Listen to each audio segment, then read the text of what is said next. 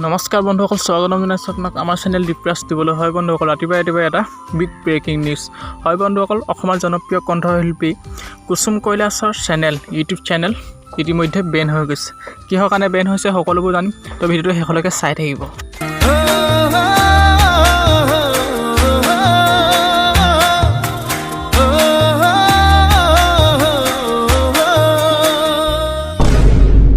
বন্ধুসকল, কুসুম কৈলাশৰ যিটো official YouTube channel আছিলে, সেই ইউটিউব চেনেলটো বৰ্তমান আপুনি ইউটিউবত দেখিবলৈ নাপাব, কাৰণ ইউটিউবে বৰ্তমান সেই ইউটিউব চেনেলটো টাৰ্মিনেট কৰিছে। হয় বন্ধুসকল, এতিয়া কথাটো হ'ল কুসুম কৈলাশৰ ইউটিউব চেনেলটো কিয় টাৰ্মিনেট কৰিলে সকলোৱে জানিব বিচাৰে। বন্ধুসকল, ৰিচেণ্টলি কুসুম কৈলাশ ৱৰ্ল্ড নামৰ যিটো অফিচিয়েল ইউটিউব চেনেল আছিলে, সেই ইউটিউব চেনেলটোতে যোৱা পৰহি দিনা তেওঁ এটা গানৰ ভিডিঅ' আপলোড কৰিছিল, যিটো গানৰ নাম হৈছে চৰকাৰী বাইদেউ আঁচনি।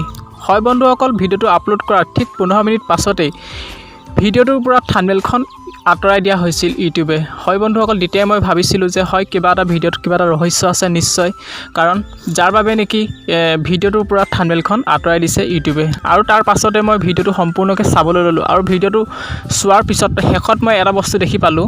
পুষ্পা চিনেমাখনৰ এটা খুবেই জনপ্ৰিয় ডাইলগ, যিটো ডাইলগ হৈছে ঝুকেগা নাহি। হয় বন্ধুসকল, সেই ঝুকেগা নাহি ডাইলগটোৱে কুসুম কৈলাশে ভিডিঅ'টোৰ শেষত কপি কৰিছিল। হয় বন্ধুসকল, সেইটো চিন কপি কৰাৰ বাবে হয়তো চাগে মোৰ মতে আচলতে সেই ভিডিঅ'টো আপলোড কৰাৰ লগতে ইউটিউব চেনেলটো টাৰ্মিনেট কৰিছে ইউটিউবে।